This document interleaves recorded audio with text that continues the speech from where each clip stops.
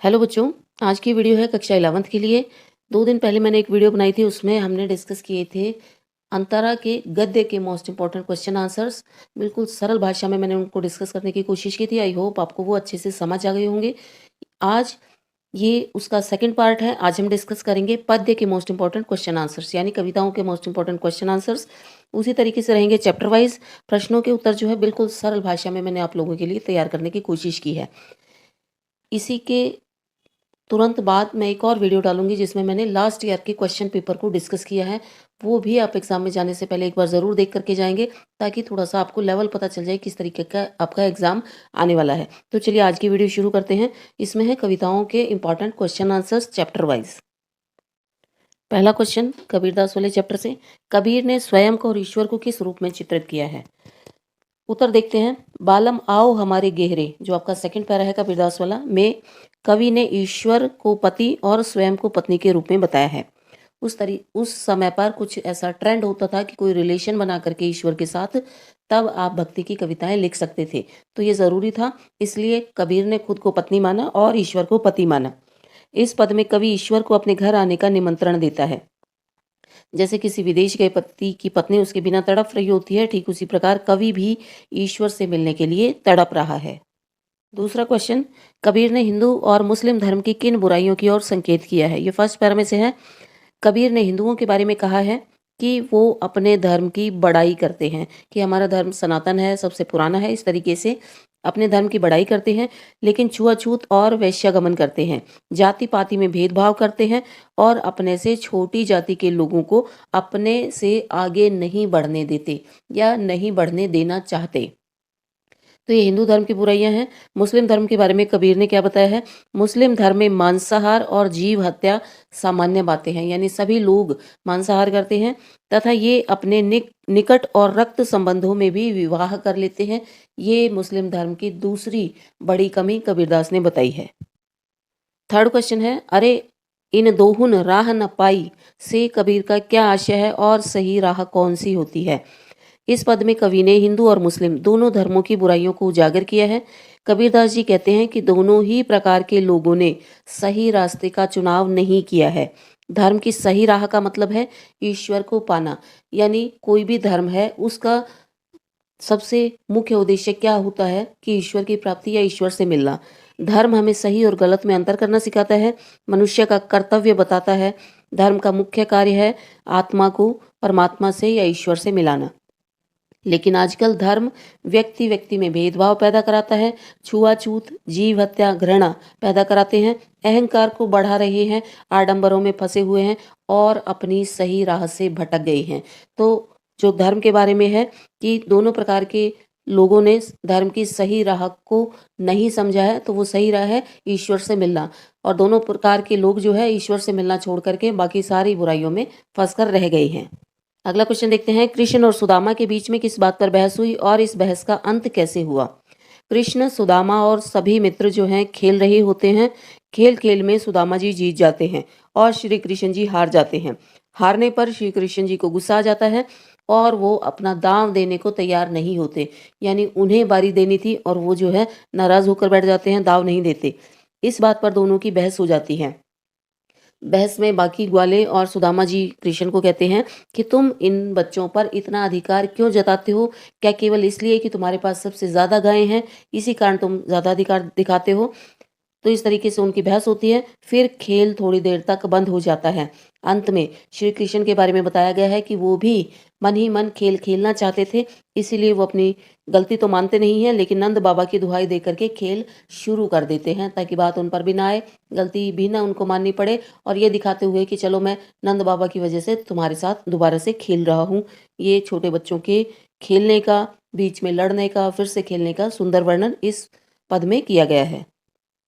ये सूरदास के second para में से है क्वेश्चन, श्री कृष्ण को सुजान कनौड़े क्यों कहा गया है? सुजान का अर्थ है चतुर और कनौड़े का अर्थ है एहसान के नीचे दबा हुआ होना। श्री कृष्ण वैसे तो बहुत चतुर हैं, लेकिन मुरली के अधीन होकर काम करते हैं, मानो मुरली के एहसानों नीचे दबे हुए हैं। अगला क्वेश्चन, सूरदास श्रृंगार और वात्सल्य के अद्वितीय कवि हैं, अपने शब्दों में बताइए। हमें ये बताना है कि वात्सल्य और श्रृंगार दोनों का बहुत अच्छा वर्णन सूरदास ने किया है। आंसर देखते हैं। सूरदास की सबसे बड़ी विशेषता है श्रृंगार और वात्सल्य का वर्णन। वो कृष्ण भक्तों में सबसे बड़े कवि माने जाते हैं। सूरदास ने कृष्ण के बाल रूप का इतना सुंदर वर्णन किया है कि ऐसा लगता है मानो सूरदास ने श्री कृष्ण के हर खेल, हर लीला को अपनी आंखों के सामने देखा हो। श्री कृष्ण की सरलता, नटखटता, चंचलता, सभी भावों का बहुत सुंदरता से वर्णन किया गया है।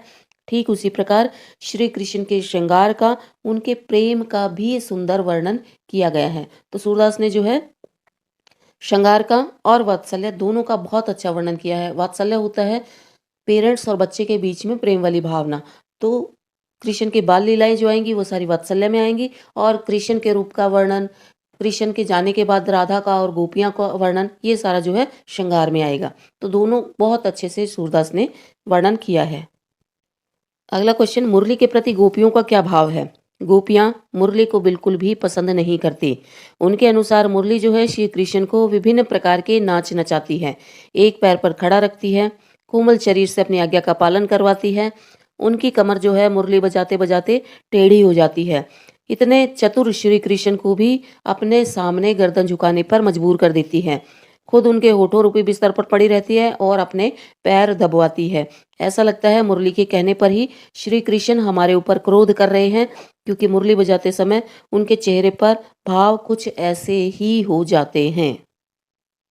अगला क्वेश्चन देखते हैं, नायिका सपने से उठते ही क्यों परेशान हो जाती है? आंसर देखते हैं।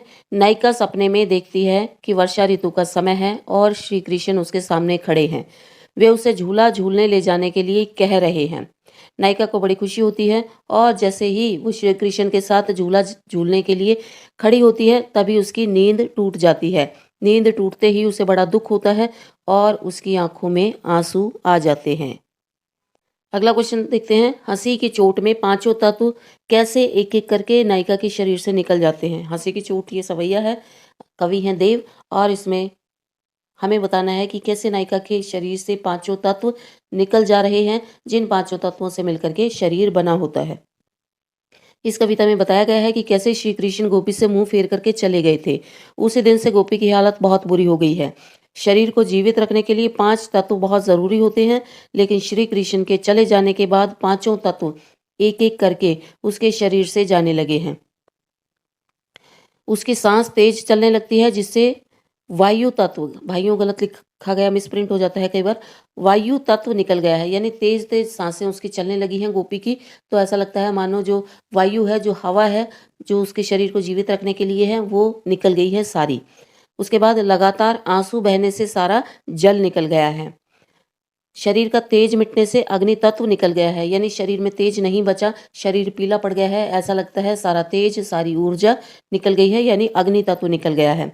शरीर बिल्कुल कमजोर हो गया है, तो ऐसा लगता है भूमि तत्व निकल गया है। केवल आकाश बचा हुआ है, क्योंकि उसे अभी भी श्री कृष्ण के आने की उम्मीद है। तो पांच तत्व हमने इसमें बता दिए। एक होता है वायु, दूसरा जल, तीसरा अग्नि, फिर भूमि और आकाश। पांचों का इस तरीके से वर्णन कर देना है कि वायु जो है सांसों के माध्यम से, जल जो है आंसुओं के माध्यम से तेज निकल गया, शरीर जो है पीला पड़ गया, इसका मतलब अग्नि तत्व निकल गया, शरीर की सारी जो है ताकत निकल गई, कमजोर पड़ गया, इसका मतलब भूमि तत्व निकल गया। केवल आकाश बचा हुआ है, क्योंकि गोपी जो है अभी भी श्री कृष्ण का इंतजार कर रही है, उसके आने की उम्मीद कर रही है। अगला क्वेश्चन देखते हैं, कविदेव की ही कविता है, थर्ड पैरा है दरबार। तो दरबार में कैसा वातावरण बताया गया है? बड़ा आसान सा आंसर है। कवि ने इस कविता में दरबार के वातावरण में कहा है कि वह भोग, विलास और चापलूसी से भरा हुआ है। सच्ची कला बहुत अधिक लोगों में नहीं है, और न ही वहाँ सच्ची कला का सम्मान होता है, क्योंकि राजा भी उसी को पसंद करता है जो राजा की चापलूसी करता है। इसीलिए सभी दरबारी लोग सच्चे भावों को छोड़कर केवल राजा को खुश करने में लगे रहते हैं। ये हर दरबार का वातावरण होता है। अगला क्वेश्चन, सुमित्रा नंदन पंत वाली कविता में से बस्ती के छोटे से गांव के अवसाद को किन किन शब्द रह गया, किन उपकरणों द्वारा कवि ने अभिव्यक्त किया है? आंसर देखते हैं। इसमें हमें बताना है कि कवि ने जिस गांव का वर्णन किया है, जिस बस्ती का वर्णन किया है, उसमें अगर कवि ने कोई दुख या निराशा दिखाई है तो वो किस दृश्य के माध्यम से दिखाई है। बस्ती के छोटे से गांव में अवसाद को कई तरीकों से बताया गया है। जैसे घरों में टिन की डिबरी जलती है। डिबरी होता है एक दिए की तरह से, मान लो कोई बॉटल है, उसमें मिट्टी का तेल भर दिया और उसमें बात डाल करके और वो दिए की तरह से जला दिया, तो उसको टिन की ढिबरी कहते हैं। तो टिन की ढिबरी जलती रहती है, उससे रोशनी कम होती है और धुआं अधिक निकलता है। और जो व्यक्ति उनको जलाता है या अपने घरों में प्रयोग करता है, तो वो काला धुआं आसपास के लोगों की आंखों में एक जाला सा बना देता है और आंखों से पानी आने लगता है।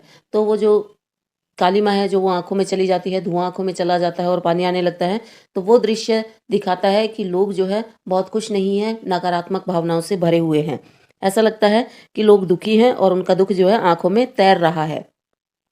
एक दूसरा दृश्य जिसके माध्यम से ये बताया गया है कि वो दुखी हैं, जिस प्रकार दीपक की लौ हिलती हुई सी जलती रहती है, ऐसा लगता है मानो लोगों के मन में निराशा बार बार हिल रही है, कांप रही है। तो जो वो मिट्टी के तेल का दीपक है, वो कंसिस्टेंटली नहीं जलता, लगातार नहीं जलता, स्थिर होकर नहीं जलता, वो इधर उधर हिलता रहता है और उससे ऐसा लगता है जैसे लोगों के मन भी इधर उधर हिल रहे हैं और उनके अंदर बार बार निराशा आ रही है, जा रही है। अगला क्वेश्चन, लाला के मन में क्या दुविधा है, ये भी सुमित्रानंदन पंत वाले कविता में से है। लाला बहुत अधिक दुखी लगता है, बार बार उसके मन में दुविधा उठती है कि उसी के जीवन में इतना दुख क्यों है, उसके मन में खुशी क्यों नहीं है, वो अपने परिवार को खुशी क्यों नहीं दे पा रहा है, अपने परिवार के लिए सारी सुख सुविधाएं इकट्ठा क्यों नहीं कर पा रहा है, समाज में इतना शोषण क्यों है, क्या कुछ ऐसा हो सकता है कि योग्य व्यक्तियों को सम्मान मिले, टैलेंट के अकॉर्डिंग लोगों को सम्मान मिले या रोजगार मिले, व्यक्ति के कर्मों के अनुसार उसे अवसर मिले, यही सोच करके लाला जो है दुखी रहता है। अगला क्वेश्चन, पंत प्रकृति के चितेरे कवि हैं, सिद्ध करें। इसमें हमें ये बताना है कि सुमित्रानंदन पंत जो है, उन्होंने प्रकृति की बहुत सुंदर कविताएं लिखी हैं, या सबसे अच्छे जो प्रकृति के कवि हैं वो पंत ही हैं, ये साबित करना है। इस पंक्ति का अर्थ है, पंत ने प्रकृति से जुड़ी हुई बहुत सुंदर कविताएं लिखी हैं। पंत जो हैं प्रकृति, प्रेम और सौंदर्य के कवि हैं। प्रकृति की कविता लिखते समय वो बहुत अधिक भावुक हो जाते हैं और अपनी कल्पना का उपयोग करते हैं। उनकी कविताओं में हर पल रूप बदलने वाली प्रकृति के सजीव चित्र मिलते हैं। पंत की भाषा भी ऐसी है जिससे प्रकृति की कविताएं, प्रकृति प्रेम की कविताएं और अधिक जीवित हो उठती हैं। यानी बहुत सुंदर दृश्यों का निर्माण किया है, बहुत सुंदर दृश्यों का वर्णन किया है। भाषा भी उन्होंने ऐसी रखी है कि ऐसा लगता है मानो प्रकृति जो है कविता में हमारे सामने जी उठी है। अगला क्वेश्चन करने से पहले, ये है बादल को गिरते देखा है उस कविता में से। तो महादेवी वर्मा वाला जो चैप्टर है उसके क्वेश्चन आंसर मैंने एंड में ऐड किए हैं, तो ये नहीं समझना कि उस चैप्टर को हमें स्किप कर देना है, वो बहुत इंपॉर्टेंट क्वेश्चन वो है, चैप्टर है आपका। चलिए देखते हैं, बादल को गिरते देखा है मैं, कस्तूरी स्वयं पर क्यों चिढ़ता है। कस्तूरी है एक हिरण का नाम, कस्तूरी मृग होता है, ये उसके लिए है। तो इस कविता में हमें ये बताना है कि कस्तूरी मृग जो है खुद से क्यों परेशान रहता है, क्यों अपने ऊपर चिढ़ा हुआ रहता है। इस कविता में कवि ने हिमालय पर बादलों के घिरने का वर्णन किया है। बहुत अच्छी प्यारी सी कविता है जिसमें अलग अलग दृश्यों का निर्माण किया गया है। तो एक ऐसा दृश्य है कि कस्तूरी मृग है और वो जो है अपने ऊपर ही चढ़ता हुआ इधर उधर हिमालय में घूमता रहता है, तो उसका हमें यहाँ बताना है। एक दृश्य में बताया गया है कि कस्तूरी मृग जब युवा हो जाता है तो उसकी नाभि से कस्तूरी की खुशबू निकलने लगती है। कस्तूरी नाम का एक द्रव्य होता है बहुत ज़्यादा सुगंधित, जो कि सेंट वगैरह बनाने में काम आता है, तो वो उसकी नाभि में पाया जाता है। जब वो कस्तूरी मृग युवा हो जाता है तब वो उसकी नाभि से निकलना शुरू हो जाता है। उसकी नाभि से कस्तूरी की खुशबू निकलने लगती है, तो वो उस खुशबू उसके दिमाग में चढ़ जाती है, वो मस्त हो जाता है। वो उस खुशबू को ढूंढते हुए इधर उधर भटकने लगता है। उसे यह समझ नहीं आता कि ये खुशबू जो है उसी की नाभि से आ रही है। कस्तूरी को न ढूंढ पाने के कारण वो अपने ही ऊपर चढ़ने लगता है। अगला क्वेश्चन देखते हैं, प्रणय कलह किसके बीच में छिड़ता है और क्यों। इसी कविता से है। बादल को गिरते देखा है कविता में कवि ने एक दृश्य का निर्माण किया है। जैसे मैंने पिछले क्वेश्चन में बताया था कि हर एक पैरा में एक अलग दृश्य का निर्माण है। इसमें जो ये वाला दृश्य है उसमें क्या है, चकवा और चकवी पूरी रात अलग होकर रोते रहते हैं। ऐसा लगता है कि उन्हें कोई अभिशाप मिला है। चकवा और चकवी पक्षी होते हैं और वो पूरी रात अलग रहते हैं और रोते रहते हैं। ऐसा माना जाता है, पुराणों की कथाओं में वर्णित है कि उन्हें कोई अभिशाप मिला होता है कि वो रात में कभी भी इकट्ठे नहीं होंगे और एक दूसरे से अलग होकर के रोते रहेंगे। लेकिन जैसे ही सूर्योदय होता है वो मिल जाते हैं। रात भर अलग रहे चकवा चकवी तालाब के किनारे बैठकर प्रेम भरी लड़ाई करते हैं। वो प्रेम भरी बातें करते हैं, वो बोलते हैं तेज तेज। तो कवि ने उसके लिए कहा है कि ऐसा लगता है वो मानो प्रेम भरी कलह कर रहे हैं। अगला क्वेश्चन देखते हैं, ये मैंने आपके सपोर्ट मटेरियल से लिया है। बादल को घिरते देखा है में प्रकृति और जनजीवन का चित्रण अपने शब्दों में कीजिए। ये इतना बड़ा क्वेश्चन नहीं आएगा आपके एग्जाम में, या तो केवल प्रकृति का चित्रण आ सकता है या जनजीवन का चित्रण आ सकता है, क्योंकि इन दोनों शब्दों में पूरी कविता का सार हमें लिखना पड़ जाएगा कि किन किन दृश्यों का वर्णन किया गया है। चलिए देखते हैं, पहले प्रकृति का वर्णन देखते हैं। कविता में वर्षा ऋतु में पहाड़ों पर बादलों के घिरने का वर्णन किया गया है। हिमालय में मानसरोवर झील में सुनहरे रंग के कमल खिले हुए हैं। सुबह सुबह उन पर जब ओस पड़ती है तो ऐसा लगता है कि सोने के कमल हैं और मोती उनके ऊपर पड़े हुए हैं। उसके बाद हिमालय पर स्थित झीलों में हंसों के तैरने का भी सुंदर वर्णन किया गया है। झीलों के किनारे चकवा चकवी के बोलने का और इधर उधर भागते हुए कस्तूरी मृग का भी सुंदर वर्णन किया गया है। ये मैंने बहुत शॉर्ट में लिखा है एग्जाम के हिसाब से। अगर इन दोनों में से एक आए कि केवल प्रकृति या केवल जनजीवन, तो इसको आप और डिटेल में लिख सकते हैं। जनजीवन देखते हैं। इस वातावरण में जनजीवन बहुत मस्ती भरा होता है। जनजीवन में लास्ट वाला पैरा आएगा केवल, जिसमें किन्नरों का वर्णन है। कवि ने किन्नरों का वर्णन किया है जो भोज पत्तों की झोपड़ी में, उनका क्या वर्णन है? भोज पत्तों की झोपड़ी है, उन्होंने फूलों से श्रृंगार किया हुआ है, कानों में भी फूल पहने हुए हैं, गले में फूलों की माला है और बालों में जो है फूलों को चोटियों में गूंथा हुआ है। तो फूलों से उन्होंने श्रृंगार किया है और वो मदिरा पी रहे हैं बैठ करके और साथ में बांसुरी बजा रहे हैं। ये किन्नरों के बारे में वर्णन किया गया है इस कविता में। अगला क्वेश्चन, बादल को घिरते देखा है में कवि को कालिदास की याद क्यों आती है? जब कवि हिमालय पर बादलों के घिरने का वर्णन करता है तब उसे कालिदास की याद आती है।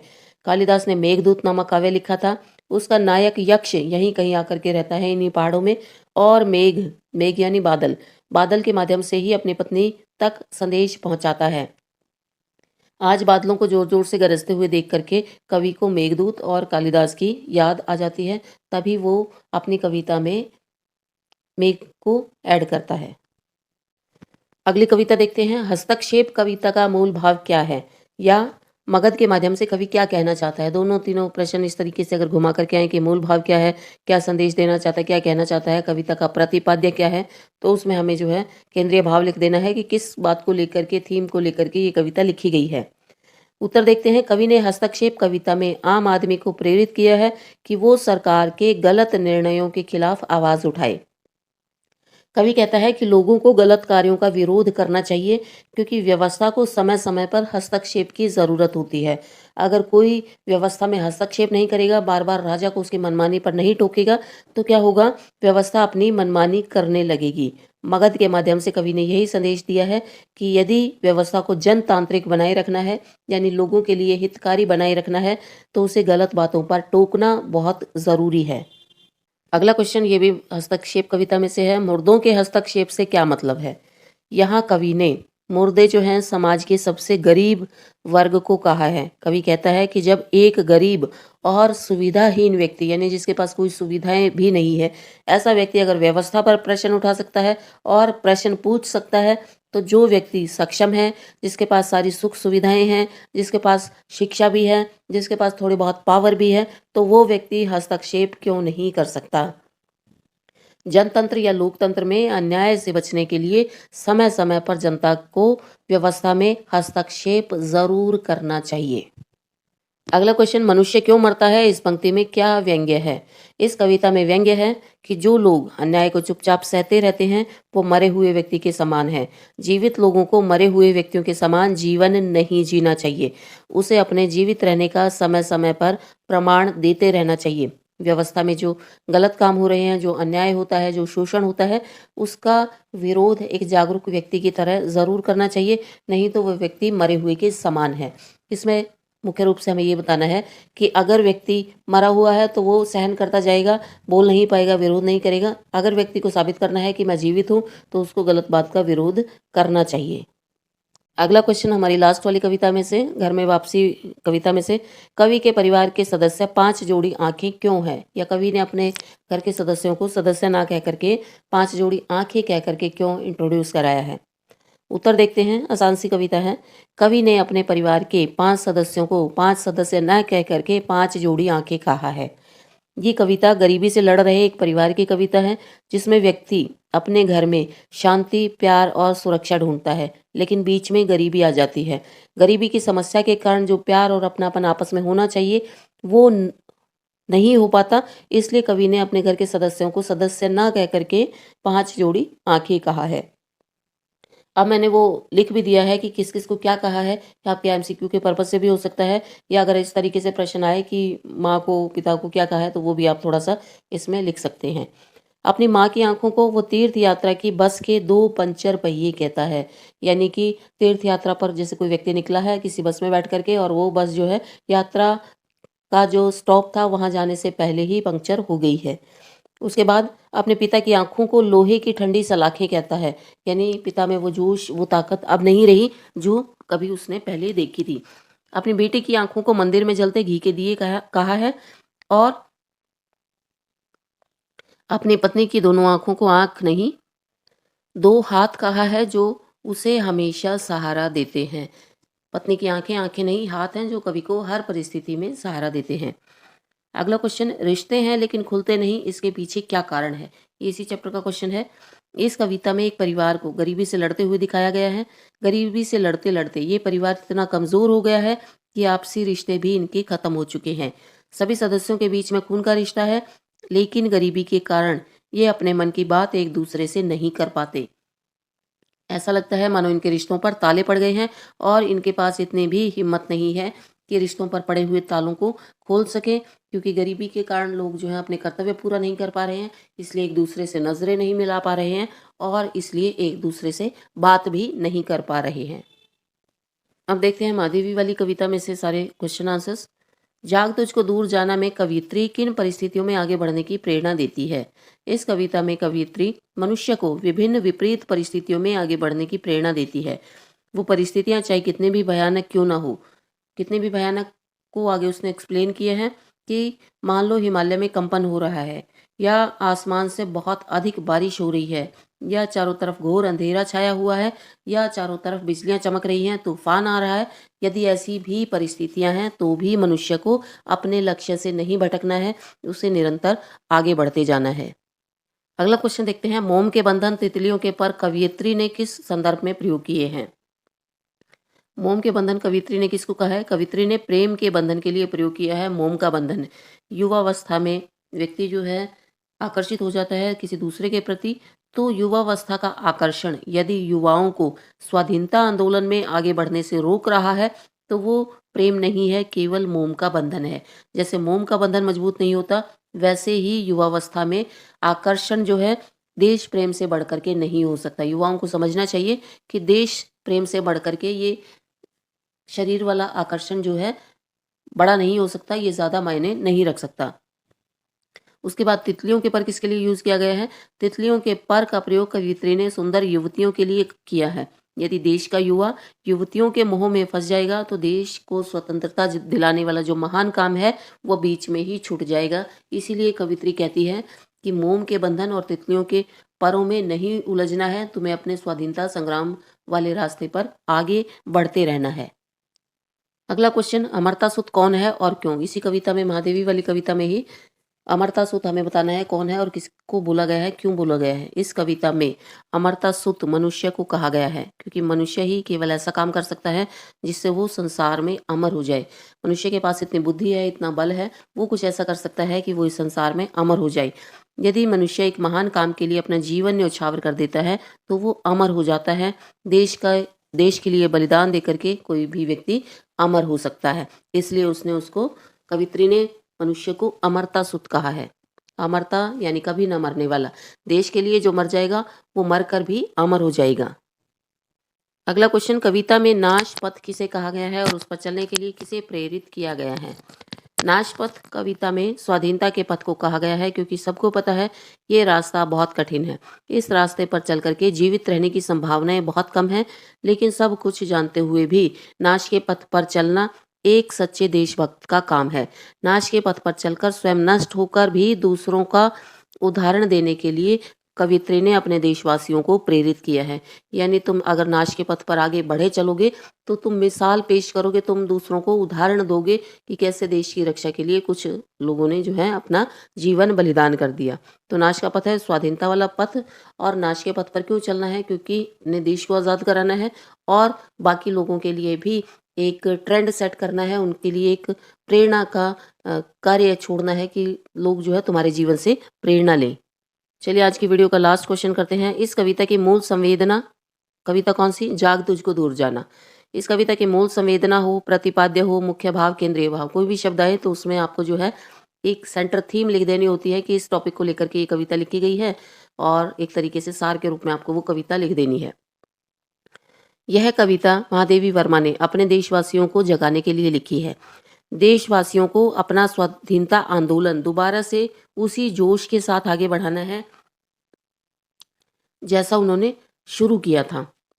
चाहे कैसी भी विपरीत परिस्थितियां हों, चाहे किसी भी प्रकार के सांसारिक बंधन आपको बांधने का प्रयत्न करें, चाहे संसार के छोटे से छोटे सुख आपको रास्ते से भटकाने का प्रयास करें, आपको रुकना नहीं है, आपको भटकना नहीं है, किसी भी बंधन में बंधना नहीं है, किसी भी सुख के लालच में अपने मूल कर्तव्य को भूलना नहीं है। तो ये इस कविता का मुख्य प्रतिपाद्य है कि स्वाधीनता आंदोलन की जो लौ है, जो आग है, वो थोड़ी सी ठंडी पड़ गई है। स्वाधीनता आंदोलन थोड़ा-सा मंद पड़ गया है, तो कवियत्री उनको प्रेरित करती है कि दोबारा से उसी जोश के साथ इस आंदोलन को तुम लोगों को आगे बढ़ाना है। तो यह थी आज की वीडियो जिसमें हमने मोस्ट इम्पोर्टेंट क्वेश्चंस डिस्कस किए कविताओं में से। अगर थोड़ा बहुत इधर-उधर आता है घुमा-फिरा करके, तो आपके पास अगर कविता का मूल भाव है, तो आप उसमें से लिख सकते हैं थोड़ा बहुत ऊपर-नीचे करके। आई होप आपको अच्छे से क्वेश्चन समझ आए होंगे और याद करने में ज़्यादा मुश्किल नहीं होगी। इसके बाद मैं क्वेश्चन पेपर डिस्कस करूँगी लास्ट ईयर का, तो जुड़े रहिए मेरे साथ। Thanks for watching.